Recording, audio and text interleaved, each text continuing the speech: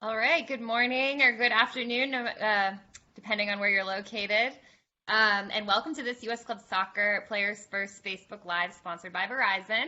I'm Ashley from U.S. Club Soccer, and today we're going to be discussing the importance of diversity and inclusion in youth sport. And we're joined by two amazing individuals. First, we have Marty Reed of Positive Coaching Alliance. Marty, thanks for joining us today. Thanks, Ashley. Thanks for having me. Excited to be here. We're excited to have you. So Marty is the National Partnerships and Marketing Manager for Positive Coaching Alliance. She helps to manage the awesome partnership that we have, U.S. Club Soccer, with Positive Coaching Alliance. She's also a speaker, a PCA trainer, and in her collegiate career, she played softball at UCLA and won a national championship in 2010. And Marty, we're excited to hear from you today about your personal experiences as well as Positive Coaching Alliance's initiatives on the importance of diversity and inclusion in youth sport. We're also joined by Chance Daniel of San Francisco Elite Academy. Chance, thanks so much for being here as well. Hi, thanks for having me. Excited also.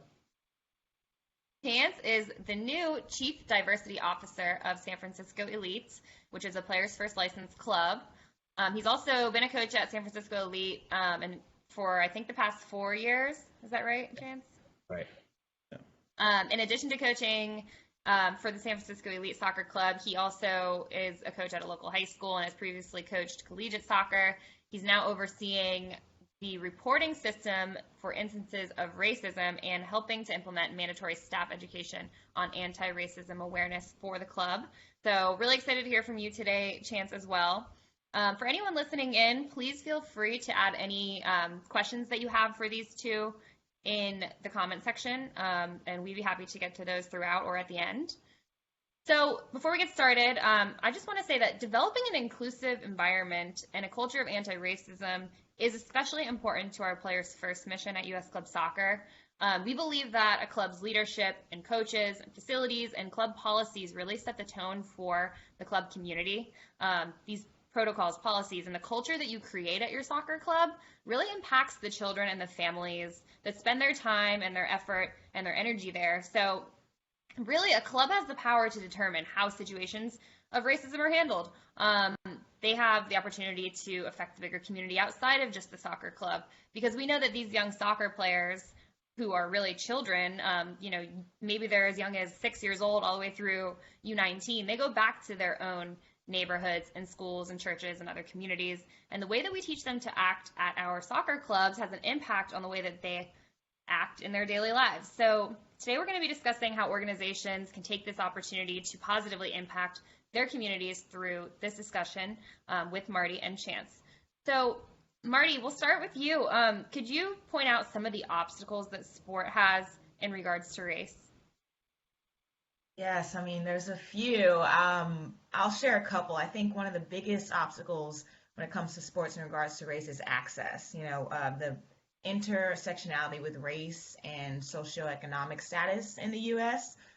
Youth sports, as we know, is $1 billion industry, and access to sports has shown to be at a large disadvantage in Black and Brown communities. Access to quality programming, equipment, resources.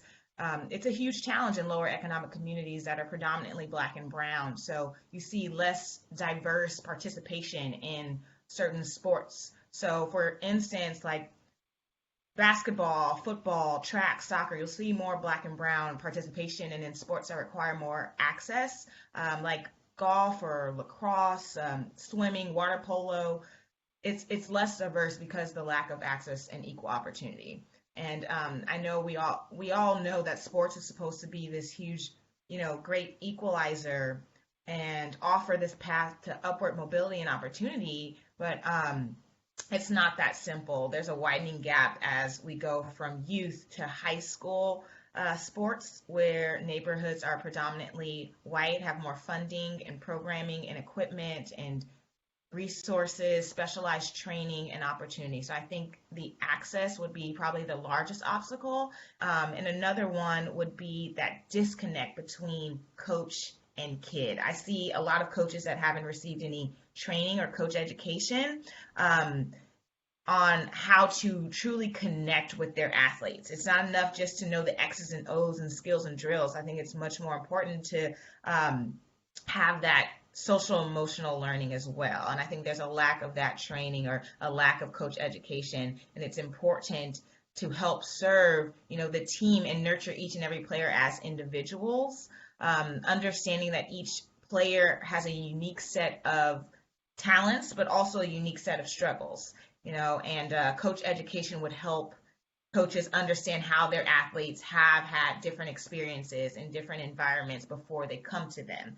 So coaches need to be educated and understand how to provide that safe environment that kids can interact with each other in a positive way. Definitely. Chance, did you have anything to add on to that? Yeah, I mean, I think Marty really nailed the answer to that question, like in terms of, I think of like there's different obstacles at different levels of sports, right? So black professional soccer players, I always think of soccer first because that's what I work in. I think Marty nailed like the overall sport experience, but I look at, people all over the world dealing with social media abuse and monkey chants and people throwing bananas on the field. And then I look at like black college quarterbacks being encouraged to change positions in the NFL. But then I think about like youth athletes, and particularly in soccer, where it feels like more of a suburban sport in terms of like club, especially where I grew up in Huntington Beach, and in San Francisco, it feels like that too a little bit, as opposed to like, soccer is traditionally a lower earning potential sport in America, right? So basketball and football is a little bit different, but in soccer you have fewer black and brown kids on majority white teams in suburban places, and so kids are dealing with things like microaggressions from non-black or non-black and brown teammates asking to touch their hair, or demeaning the culture of demeaning your culture, like when it comes to opponents, right? And then saying things like, "Oh, but you're different," or like, "Oh, but you're one of the good ones." And I think the impact that has on kids, it can't be denied. And like I think that's something we have to acknowledge. And like Marty said, just working on educating coaches to learn how to deal with that, right? And then I think obviously the obstacles in sport are the same as in society. So that outright racism that you may experience just generally, I think is an obstacle as well. Yeah, I would just add to that. You just had me remember. I mean, just being one track minded, I think, is an obstacle that we see in sports in regards to race, like ignoring the outside noise and race relations in our country as if it doesn't have an impact, on the ability for individuals to come together as teammates and perform to the best of their ability. Those that say things like, I don't see color or everyone is equal, aren't acknowledging, the reality that, yes, we live in a great country, but a country that has made a lot of mistakes, and mistakes that we have had that have had major impacts, and continue to have impacts on those with black and brown skin, which has led to a lot of the disparities that we see in black and brown communities. So I think true. that's important to acknowledge. Yeah. I think great and perfect are different, right? Right. Yeah. Yeah, and even just to add on to that, I think that everyone just being open to say like, wow, I might be a little bit more ignorant than I realized on some of these topics, like microaggressions, or saying like, I don't see color. Maybe someone doesn't have bad intentions when they say that, but they just don't understand what they're saying. But I think it's been really interesting right now, obviously, in this moment where this has really been something that's all over social media, all over TV with soccer, that's come back. The MLS is back, and NWSL, and seeing their jerseys and everything. It's been really eye-opening, I think, for many people to realize how ignorant they may be, and then that's okay. We can all learn and start to change some of the ways that we act and say things, and starting with youth sports where we can influence children from a young age is so important. Marty, do you feel that sports also have a unique opportunity to foster a more inclusive and diverse environment? Oh, yes, 100%. I mean, I know it can because I've seen it firsthand, but it doesn't just happen because we're all on the same team. For sports to be this great equalizer in diversity and inclusion, it has to be intentional. Because access is an issue. We need parents and coaches to create environments where all kids feel valued and safe, and where kids are exposed to people who are different than them. We have to seek out those opportunities to create these diverse environments. And I think that we should start young. Environments and social circles can have a substantial impact on identity and perspectives and how we view the world. So being a part of a diverse group of people at a young age with different experiences and cultures can prepare children to embrace, people that don't look or think exactly like them. So I think it's important not to judge anyone based on color or differences, and I think sports can foster an inclusive environment if we allow people to be, who they are, and if we respect and embrace cultural and social differences that come with that diversity. Definitely. Chance, did you have anything to add? Yeah, I think again, like Marty's right on, like all over it, right? So like definitely they can foster a more inclusive and diverse environment. Like sports a place where people come together in pursuit of a common goal. And like theoretically it's a meritocracy, right? So, while you're still dealing with Jim Crow laws and you're not too far away from like the abolition of slavery, you have America being represented in Nazi Germany by Jesse Owens and coming home and probably not being able to sit at a lunch counter, right? But so like historically, I feel like sport is one of the like first places where Black people in particular were able to earn the respect of white America, and start to like see their humanity. I remember learning about Jim Thorpe and Babe Didrikson Saharis and even Bill Russell from my master's program, University of San Francisco, right? And even my namesake Pele, right? These are people who weren't like traditionally accepted in society, but like being part of a sports team, being representing their country, and like uh, joining that social group, as Marty explained, like you start to get recognized for your humanity and like your extraordinary ability, your technical proficiency, your tactical acumen, your just mental strength. I think people start to recognize that, and like you develop different understandings of people's perspectives. And so I think sports like one of the best places to help foster an inclusive and diverse environment in the country. Definitely. I couldn't agree more. Marty, can you give us a real life example of a time or a situation or even just a moment in your life when diversity was properly celebrated? Yeah, just sticking on the topic of sports, I remember I played for a team that gave everyone an opportunity to come and share something about who they are outside of sports. And I mean, me being normally the only Black person on the team playing in a predominantly white sport, softball, just simply going around the circle and giving every player the opportunity to share something about themselves or their culture that we wouldn't know just by looking at them, was so powerful and so important. It was beautiful. I mean, um, it's like everyone had a seat at the table, but taking it a step further, where you're allowing everyone a voice and allowing everyone at the table to be. That's where that is diversity and inclusion. I love that. Chance, what about you? Do you have any moment that comes to mind in your life where diversity was properly celebrated? Honestly, for me, I think maybe it's a little bit different, but it's definitely soccer related. Growing up in Southern California, my dad is Haitian, so like he's always been a big soccer fan, and we would go to anything we could get tickets to.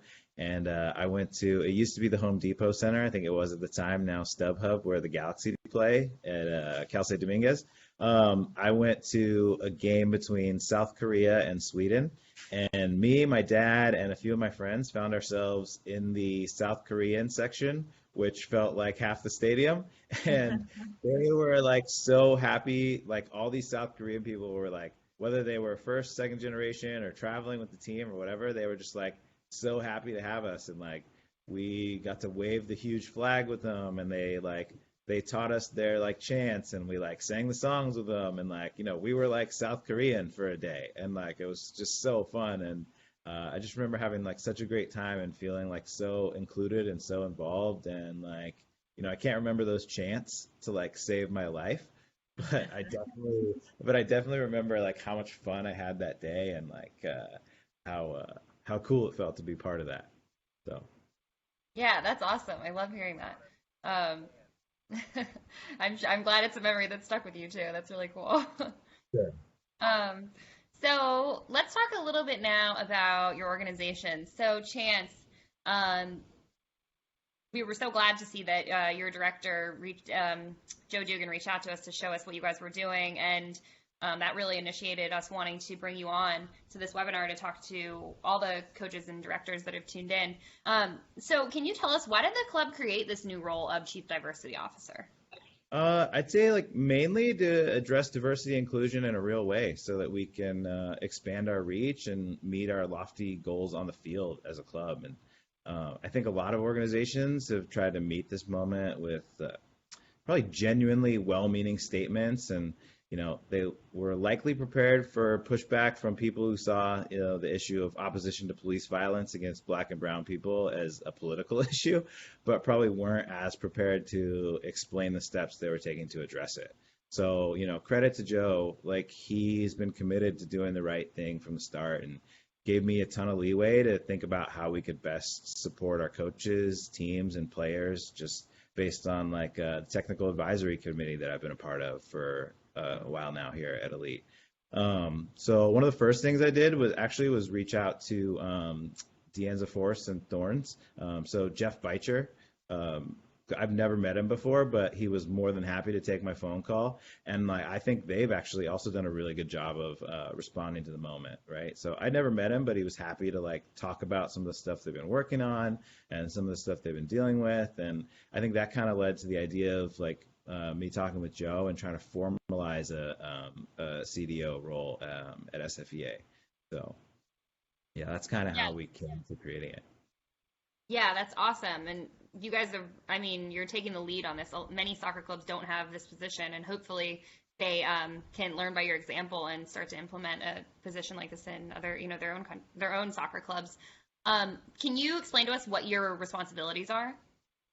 Yeah, so I think like most chief diversity officers, I think it's like some obscene number, like 80% of chief diversity officers are the first one ever at their organization. Right. So obviously I'm the first one. So progress is it's really a work in progress that we're kind of exploring every day. I think my initial and primary goals are just to work with coaches and staff to better understand ideas like microaggressions and unconscious bias and inclusion generally, so that we can be better issue spotters. Right. So I know working with my teams in the past, I can spot an issue immediately and try and nail it and deal with it, and we don't have to have those lingering insecurities and issues between players, because I can address those things. So trying to help our staff and our coaches get better at doing that. And then in terms of the longer term vision is to help the individuals who make up our club learn how to make our teams more inclusive and anti-racist, and create an environment that's as diverse as the city we live in. So those are the big goals, I think. And then, other day-to-day stuff, hopefully not every day, right? But I think my other responsibilities will include helping coaches and players and families deal with and learn from any instances of racism, they experience on the field or off the field with teammates or whatever. And then also looking at club policies and practices to determine how we can make them more inclusive. And I think it just reminds me of what Marty had said before about being intentional. You guys are truly being intentional in creating this role and laying out what you're going to be doing and learning from previous instances. I just think that's awesome. And I want to mention your webinar that you guys put on with the 2007 boys, I believe it was. It must be 13-ish.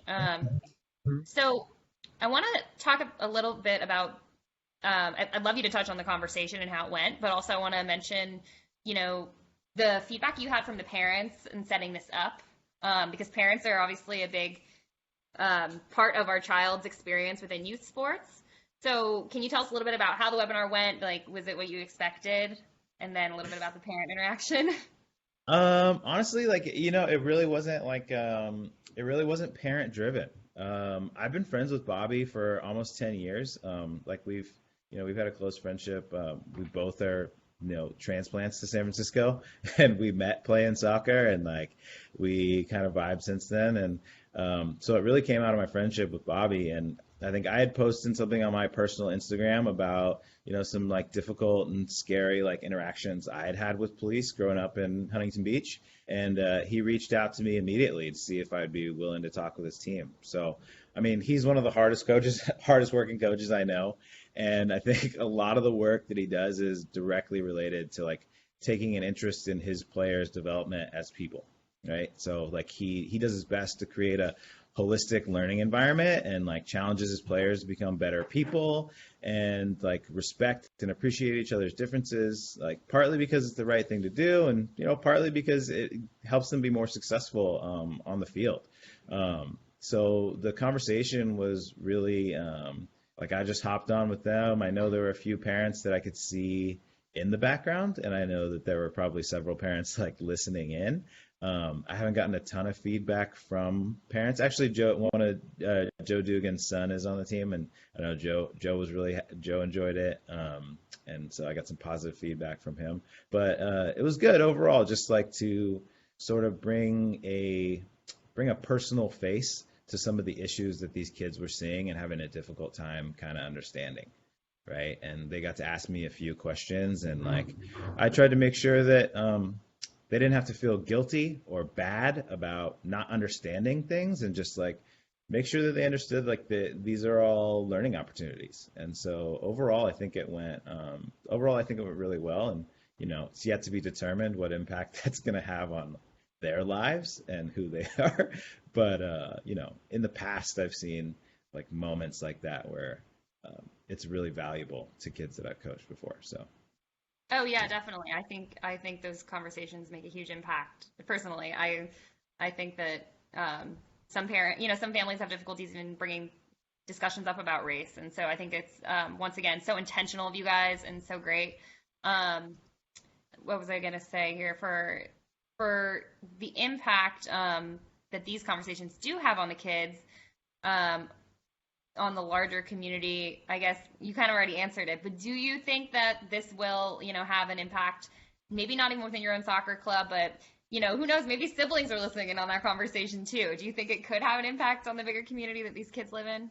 Yeah, absolutely. I mean, I think like the greater impact of that conversation, right? Like we don't see yet what's going to have on those kids, right? But overall, just like representation matters. And like I've always told people wherever I've coached, like I'm totally open to it and like unabashed about admitting like one of my larger goals as a youth soccer coach is to be a role model for kids and families who may not have Black men like in their life or people that they know, right? So maybe I can shatter stereotypes. Maybe I can quell fears.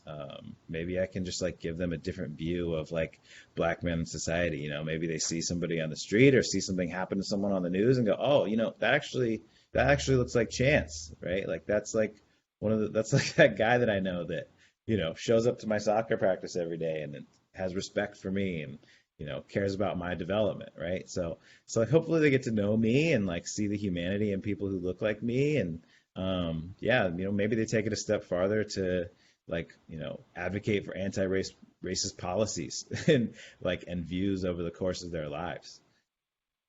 Oh yeah, and a shout out to your coach and friend who, took the initiative after he saw your post to turn that into an action with his own team. That's just really great to hear. And then also, we will post on his Facebook feed the link to the San Francisco Elite page where it announces Chance's new position, and also it has the webinar with the 2007 boys on there. So once again, you guys are leaders. Thank you for everything that you're doing, and people can go on and see and maybe get some ideas for how to have conversations with their own teams. So thank you, Chance. Yeah, thank you. Yeah, and Marty, let's talk about Positive Coaching Alliance now. You guys have been really vocal about addressing anti-racism and inclusivity. Can you tell us about some of these efforts, what you guys are doing now and what the future holds? Absolutely. Quick shout out to Chance for all the work that you're doing with San Francisco Elite. That's incredible. And thank you for bringing up the work that we're doing at Positive Coaching Alliance. It's great to hear that our efforts are being seen and heard. So I am currently our co-chair of our Sports Can Battle Racism Committee, the SCBR committee. And, we strongly believe, as a force in education, that we can't just stop at condemnation, but truly, lean in and take action when it comes to these issues in our country right now, and taking action against racism and being a force for change. So we have 4 major goals or action steps that we're taking. And the first is curriculum development. We do tons of workshops across the country. So we are developing currently a workshop focused on anti-racism through sports. We're updating our content to include knowledge and tools addressing racism, diversity, and inclusion. So this workshop will be ready in the fall. The second thing is alignment. We think it's important to intentionally recruit and strategize and connect with thought leaders focused on battling racism, improving diversity, equity, and inclusion.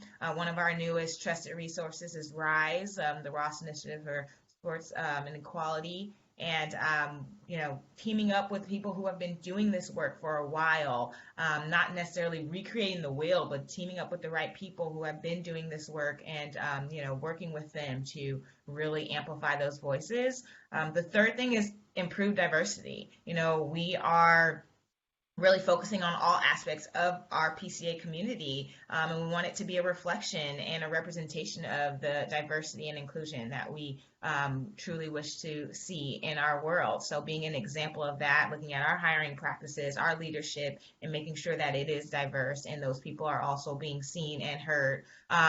And the last one is thought leadership. So utilizing PCA's platform to serve as a conduit to have important conversations and amplify voices and influence change, similar to what we're doing right now here today, hosting roundtables. We started our Black Voices series on social media to amplify voices in the Black community and share how sports has impacted their lives. And you can see more of these on our Coaching Alliance page, and we're just continuing to share on platforms like this one right now. Awesome. Yeah, and I know you shared some links with us regarding different topics that you already mentioned: sports can battle racism, action steps, a movie discussion guideline, RISE, voices of the Black community, and 6 reasons to discuss anti-racism with your team. We've added those to our website and shared that here on the Facebook link. So for anyone's interested in what Marty's just mentioned, please feel free to take a look at that or reach out to us. So Marty, can you give some advice on how clubs or organizations can best educate their players about respect, taking ownership, and also their impact on the community? I think it's first and foremost being that example, leading by example. How can we expect change if we're not willing to change within ourselves? So I think looking inward first and seeing where you are and where you need to change and grow. A lot of that comes with knowing the facts and history, not always taught in traditional classrooms or textbooks. So actually seeking outside education, I think, is important. And asking questions and listening to understand rather than listening to respond. So I think listening will help you see different perspectives and gain empathy, which will help you to ultimately understand. So prioritizing conversations about social justice, racism, and cultural biases. I think intentional dialogue, conversations starting, I think, is one of the most important things to do. Asking your players, how are you feeling, and allowing them the space to express themselves and have, a list of resources available that you can share, with your players. Here's what I know. This is what I don't know. What questions do you have? So I think there's a ton of resources out there, and we've shared some.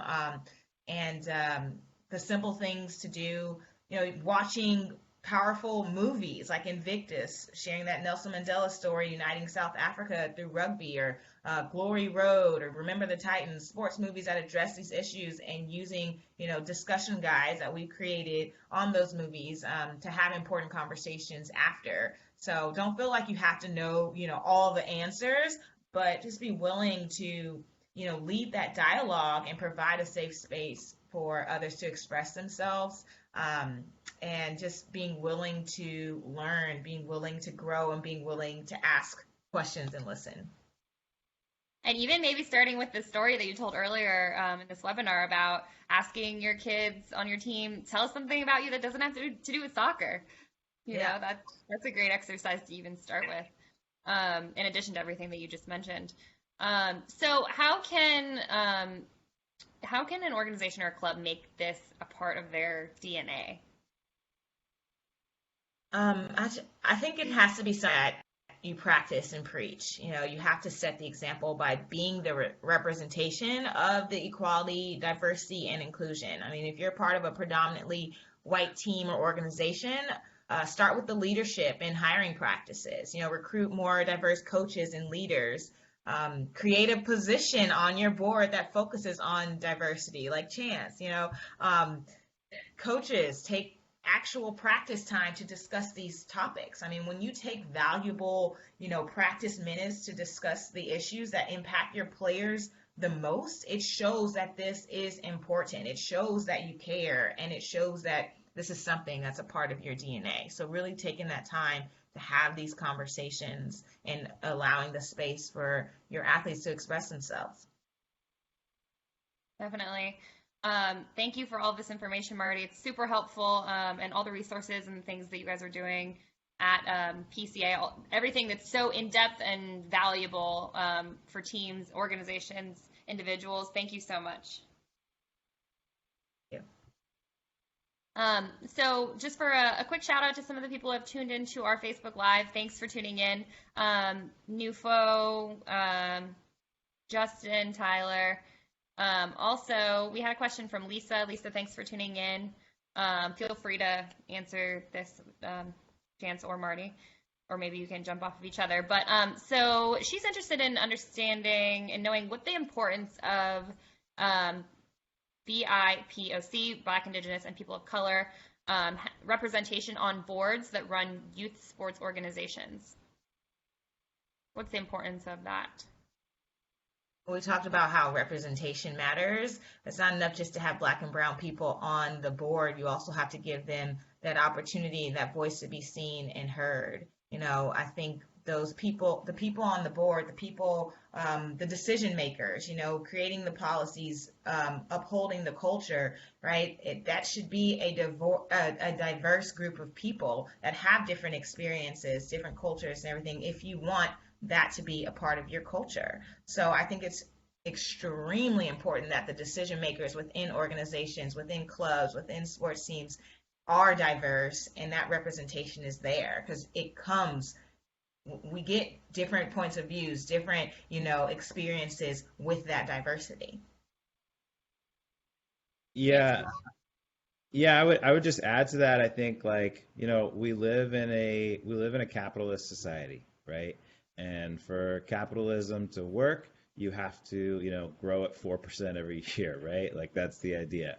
And if you want to grow in a global world, then you need to understand different people's perspectives, and you need to expand your market. You need to expand your reach, right? And if you just don't have that, if you don't have the perspective of a significant part of the world, like, acknowledged, then it's so much more difficult for you to come up with creative ways to reach people, right? Whether you run like a hair care company that doesn't make any hair products that will work for Black people, or whether run a soccer club that doesn't have anybody in it that speaks Spanish. Yeah. What do you mean? You just have to increase that representation in order to increase your reach. Definitely. We have another question from Bo. Bo, thanks for tuning in. Do you guys have any thoughts on creating or building player-driven committees inside of youth clubs to voice concerns and try to build change if needed? Or do you have any success stories regarding that? I don't have any success stories yet, or a ton of experience with it yet, but I think that one of the most impactful things for me in my life was going from Huntington Beach High School, which was majority white, to Cal State Long Beach, where there was a really active Black student union. And we had that group, and we were able to talk about issues amongst each other without feeling the weight of people on top of us, right? So that we could come to we could have these conversations and come to some decisions and think about some policies that we wanted to enact. And I think that gave all of us involved like a bigger understanding of like the impact our voice and our ideas could have on society in general, right? So I think that like creating those spaces for kids to come together and talk about issues on their level, right? It's difficult, it's scary. Obviously, there could be some negative stuff that comes out of it, but through pain comes growth. Yeah, I agree. I think it's important to create those spaces and opportunities for the kids to have a voice, for them to lead, and be a part of the change. I think, or at Positive Coaching Alliance, we had a athlete leadership council where athletes will come together and make a lot of the decisions when it comes to how we want to see organizations grow, and leading with character and teaching life lessons through sports. And it's important to ask the actual athletes how they're feeling. Us as adults, we can be one track minded sometimes. We can be focused on the end goal, and lose track of who we're actually supporting at the end of the day, why we're all here. And it's for the kids, and it's to develop them. And they are the future. So it's important for them to lead these conversations as well. So I think that's very important, to give the children an opportunity to be a part of the decision-making processes. Definitely. And I know in the NCAA, at least in some schools, it might be in all schools, they have SAC, the Student Athlete Advisory Committee, that works on a lot of issues that are even with regards to how they spend their money, to all the way, I know they don't have all the control, but they can have an opinion through that organization. But I personally haven't seen it in any youth sports. But I think that would be awesome. So Bo, thanks for your comment, and hopefully that sparks some ideas here for any other listeners as well. So before we finish, I wanted to once again thank both of you, Marty and Chance, and San Francisco Elite, and also Positive Coaching Alliance, for everything you guys are doing. It's making a huge impact, and we're really, really glad to be able to showcase what you guys are doing on this Facebook Live, and also through other initiatives that we have with Players First, and as a partner and as a Players First License Club. You guys are leaders and amazing, so thank you. Before we finish up, Marty, can you give some advice for organizations looking to develop a culture of non-discrimination, anti-racism, and inclusivity at their own organization? Yeah, some of the things I said before, but I just think it's important to be vulnerable and willing to have the tough but powerful conversations. It's okay to lean in to that discomfort and try to figure things out. Tap into the resources out there. We have them on PCA, and we've shared them in the comment section. Use them, keep listening, keep learning, and take action one day at a time. We're not going to solve this overnight. It's a process. We're all continuing to learn, but don't give up. Stay at it, and continue to work together in this process. Thank you so much. And Chance, what advice do you have for clubs, maybe other specifically soccer clubs that are looking to develop a culture of non-discrimination, anti-racism, and inclusivity? Yeah, I think if you work at a soccer club, or if you work with youth in general, the most important thing has to be that you value the youth, right? And that you are willing to help them improve, right? So canceling people, quote unquote, right? As opposed to having those difficult conversations to educate people, is the main thing, right? Just being willing to acknowledge these issues, embrace these difficult conversations, and really try not to let people internalize any feelings of guilt or persecution, and just aspire to do better, right? So I think it's really cool what US Club is doing to even have this webinar and to start to acknowledge these things more. After talking to Marty about some of the things she's doing with PCA, I think I've always had a lot of success relying on PCA materials, even in my master's program, just looking at some of the stuff that they've done, and just being willing to have these difficult conversations is the hardest part, right? Because nobody wants to talk about it. Everybody feels guilty or weird, and just suffering through those moments so that you can be better. It always ends well. And the more we practice it, the better we'll get at it. You know, just like in sports, you practice and you get better. So the more conversations that you have, it'll start to get better. Just keep going through it. Yeah, yeah, Marty. Just to add on to that point, like I always think of South Africa as Truth and Reconciliation. Like I don't know everything about it, right? But I know that like this is something that America probably should have embraced a long time ago, and the Right. fact that it's being left to us is, it feels kind of overwhelming. But I think that, my dad moved to this country from Haiti because he believed in the ideals of this country. So like if we can start to embrace those within our organizations, then it can have an exponential effect on society in general. Thank you guys again one more time. Hopefully we can continue this conversation and put these on more often. So we look forward to working with you guys again, and have a great rest of your day. And thanks again so much. Yeah, sounds great. Thanks both of you. Thank you. All right.